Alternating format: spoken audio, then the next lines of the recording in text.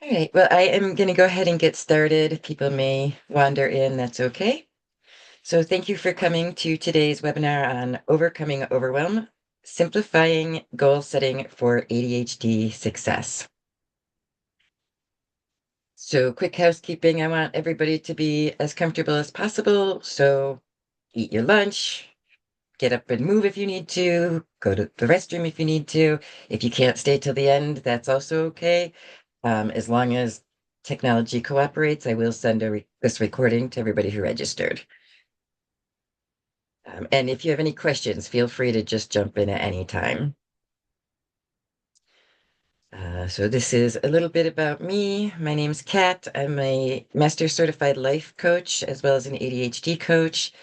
I have ADHD as well as very likely autism. We haven't done the official diagnosis, but very likely autism. Um, I have two adult ADHD kids. I'm a community leader, a conscious business owner, a blogger, a dog mom to two absolutely adorable and spoiled dogs, a presenter, a disability advocate, LGBTQ advocate, and a survivor. Just a little bit about me and where I'm coming from. So, growing up, I was definitely the weird child, the forgetful kid, the one who was not living up to their potential, very messy, disorganized, and often picked on.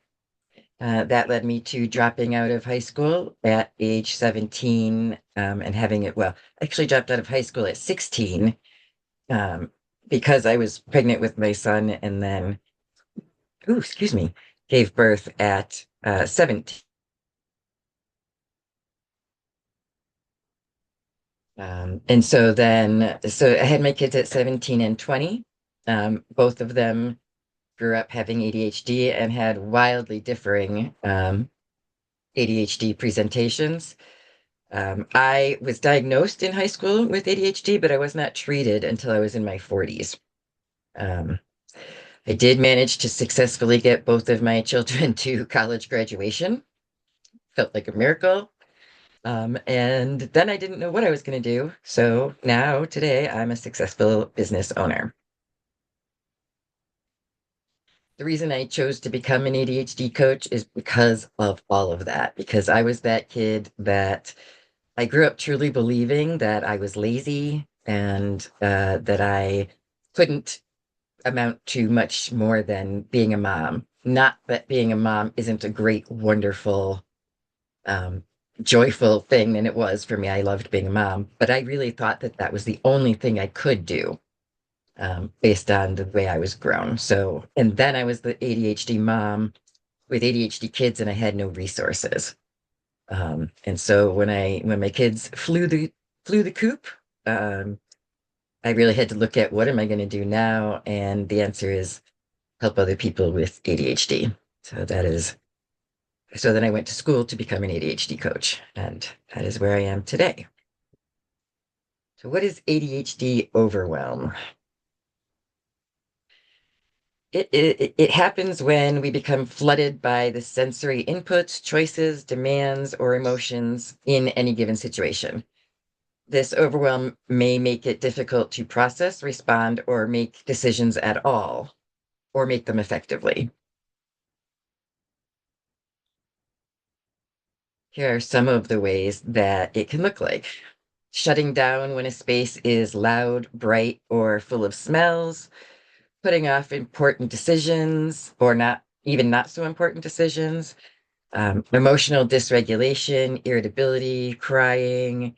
I know that when I get overwhelmed, I get snappy, and less patient, um, emotional outbursts, fatigue, tension headaches, insomnia, and fight, flight, fawn, or freeze. Um, so this happens to us, people with ADHD, exponentially more than it happens to neurotypical brains.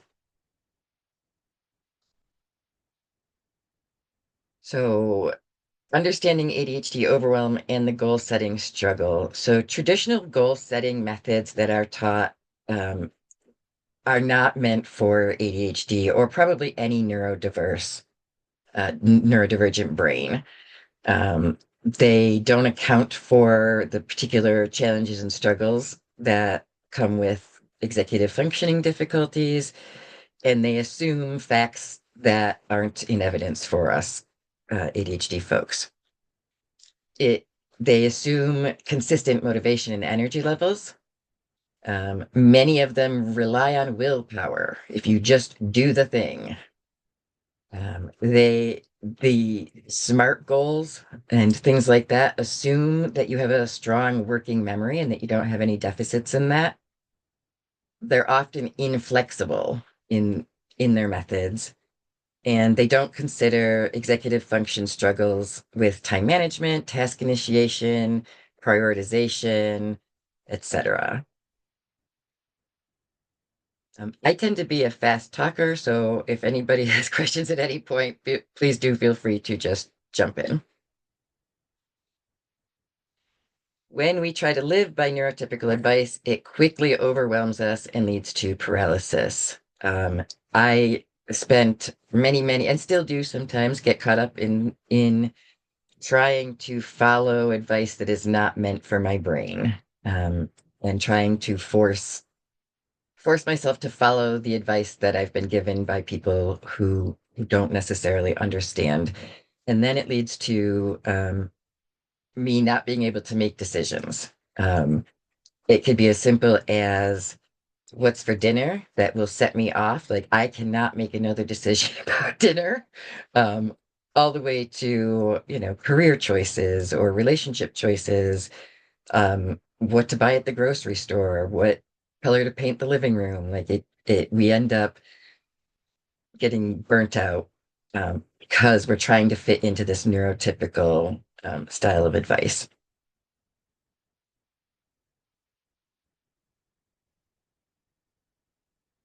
So success with ADHD isn't about doing everything, but doing the right things. And I think I would, take that a step further and say doing the right things at the right times.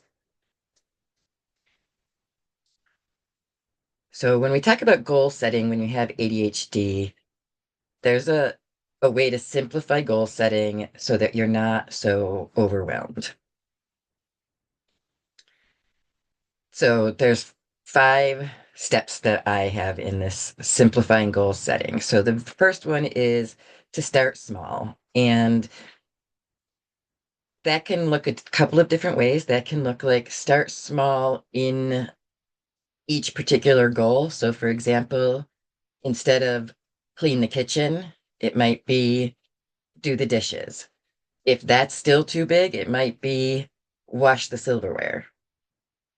So that's one way you can look at starting small. It can also mean start with small goals. Instead of starting with, as particular as we walk into January, we tend to, I'm gonna clean the whole house. I'm gonna never yell at my kids again. I'm gonna take the garbage out every other day. And we make these big, big goals instead of picking one thing, one small thing, and letting it progress. So starting small is the very first step. Then we want to look at how we're defining success. Um, so in traditional, goal setting advice for like smart goal setting, they want you to be very specific. And I agree with that, except it's not always about the final outcome, it's about the progress. So if your overall goal is, eating healthy, and then you start small by saying, I'm going to eat a healthy lunch 3 times this week. That's a more clear goal than I'm going to eat healthier. So you want to define your success not in perfection, but in progress.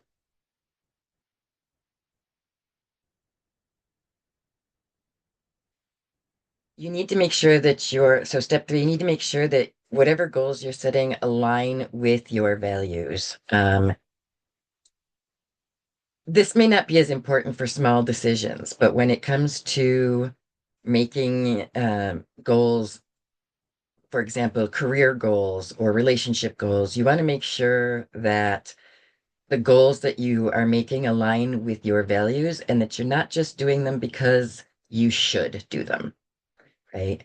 Um, I should see my mom more often, so I'm gonna see her 3 times a week. Like, that's not in my, I love my mom, but seeing her 3 times a week is not going to be good for me, and it doesn't align with my values. Um, so making sure that we're setting goals that align with our values and specifically don't go against our values um, is one way to ensure that we will actually keep the goal.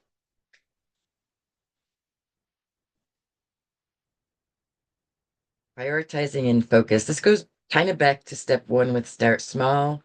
Um, we tend to want to fix everything at once. And so, in order to have success in our goal setting, we need to be able to prioritize what things we want to work on and in what order. So, you know, we don't want to start out with 35 goals because what'll happen is the minute we feel we don't succeed at one, they all go out the window. So, the I typically suggest people work on no more than two like goals at a time so that you can focus your attention on those goals. And step five is building the right systems. So much of our success with ADHD depends on having the right systems in place that support our brains, our energy level, our capacity, our values. Um, and finding those systems is a lot of trial and error. So everybody has advice about what systems will work. Try this, try that, do this, do that. And reality is they all work for some people, right? But none of them are going to all work for the same person. So there's really a lot of figuring out which systems work for you and then and really leaning into those systems, right? Because if you don't have the systems in place, you keep going into that burnout. You'll keep going into the decision making overwhelm that leads to burnout, that leads to either no decisions getting made or decisions getting made not necessarily as effectively as you would like.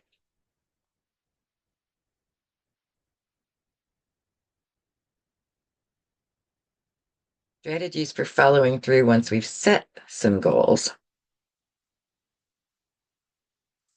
First one is to plan for pitfalls. So if your goal is to go to the gym 3 times a week, right?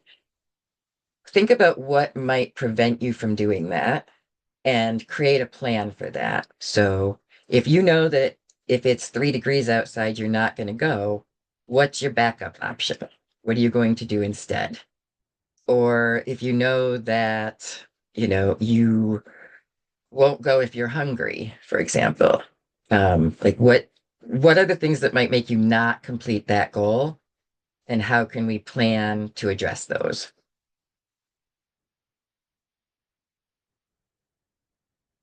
Celebrating small wins. I'm going to stick with the workout uh, an analogy just because it's easy. You want to work out 3 times a week. Every single day you work out, celebrate it. Celebrate your wins. If you made it 2 days and not three, still celebrate two. Two is better than none. Celebrate your small wins. If, you know, it's again with the start small. If your ultimate goal is, I want to, I want to have a healthier lifestyle by eating better, then pat yourself on the back every time you make a healthy choice.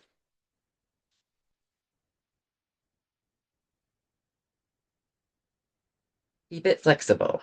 So this is again, it's kind of all circles around that small. steps and that progress over perfection. So, if your goal was to get to the gym 3 times a week, um, can you be flexible enough that if you can't get to the gym one day, you can work out in your basement or go for a run around the block? Or, you know, is there something else that can be done that will accomplish a similar outcome? Um, because stuff happens, right? Like, especially when you're neurodivergent, we have so many things going on just in our brains that I know for me, I have to keep things flexible so that I can feel successful. Create your environment.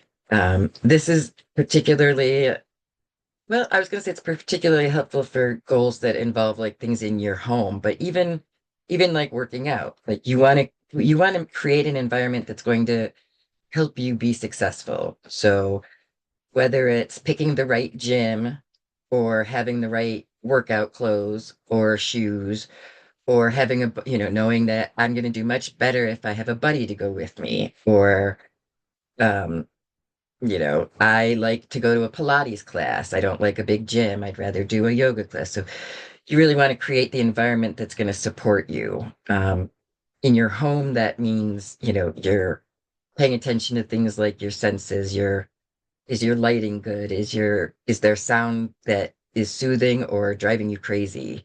Um, do you have the tools you need to succeed? So creating your environment is a big part of being able to successfully follow through with your goal.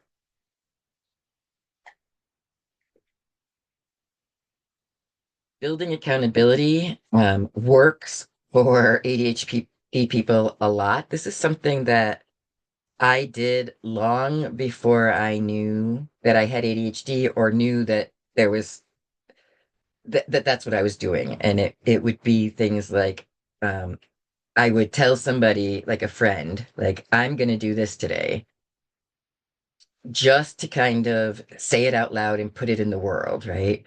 And then I built from there into where I would create, again, systems that worked for me, one of which was body doubling, which I didn't know that's what it was called at the time, but I clearly remember um, being a teenager, having chores to do, and being on the telephone with my friend down the street, pulling the cord as far as I could away from the wall because we had cords, recorded phones, so that I could talk on the phone while I was doing chores because that somehow made it easier. And so now that I know that that works for me, I've created accountability in things like I go to co-working groups, I have accountability buddies, I have an ADHD coach. All of these are ways that help me stay accountable to my own goals and growth. And so how you build your accountability, that is up to what works for you. But you're more likely to follow through with your goals if you have some accountability built in there. Any questions so far?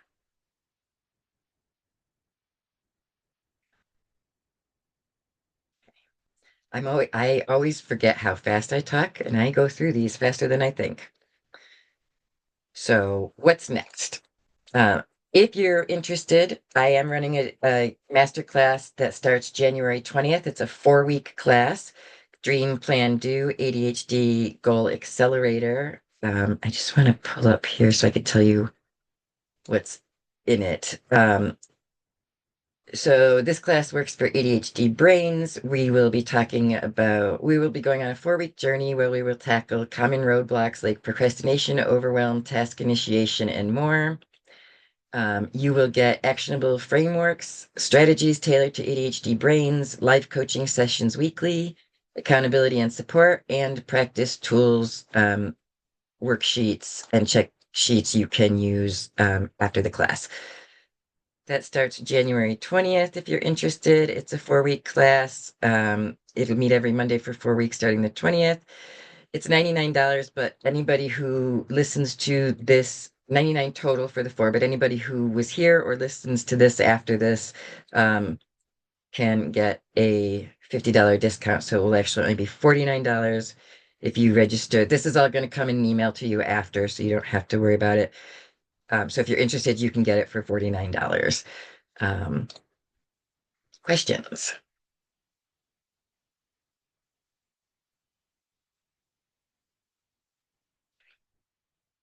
I also do one-on-one coaching. My intention right now is to do these 4-week classes on different topics monthly. So there'll be those. I'm hoping to start up some small group coaching, and then I have one-on-one coaching if anybody is interested in that. My site is allbelong.com.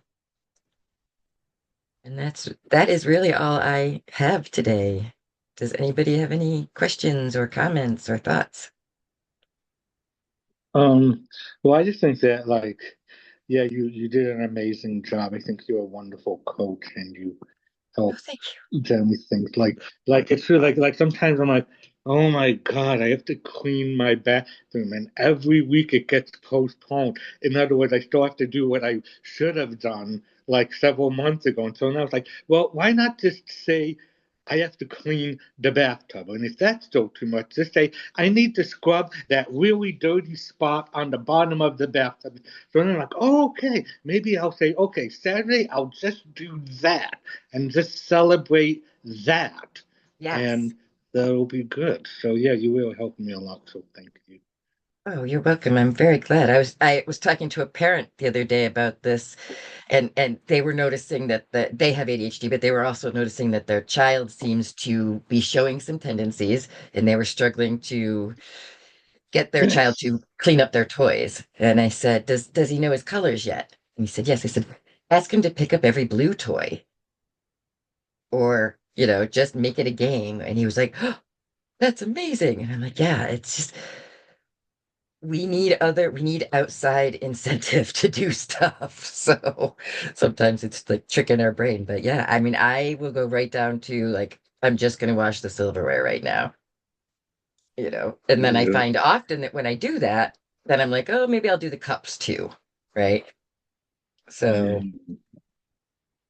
Yeah, it's yeah, kind of like me. It's sort of like I guess you could say I self-diagnosed myself as having the autism ADHD combo, like AUDHD, and it mhm, all started when I was like back in like the late '90s, when I was I think 25. I got diagnosed with what used to be called Asperger's syndrome. right. Is on us. And then as I got older, I realized, geez, I have so many symptoms of ADHD as well. So, but back then, it was like, no, you can't have both. It wasn't until 2013 when there was like, you know what? I think someone can have both autism and ADHD. And then that's when I decided, yeah, okay, I'm giving myself them both label. And Yep. people Yeah. don't like stuff. They don't.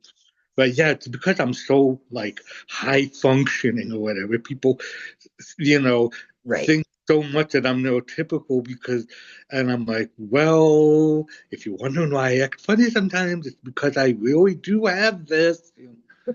But whatever. Yeah. I get that. If people think I'm faking it, I'm just like, I'm done with you, honey. I am not sure why anybody would fake it or Yeah. think somebody's fake, Yeah, but I like don't why know. would I think being a minority would? I Well, don't it's sort of like when someone said, "Oh, you're not really gay, you're faking it." I'm like, honey, have you seen what know. happens to gay people? Why would I fake that? Like, Yes. mm, Okay. Well, if there are no other questions, I will let everybody go to enjoy the rest of their day. You hopefully will get an email later today with the replay and some information about that program. And thank you. thank you. I hope you all have Bye. a good day.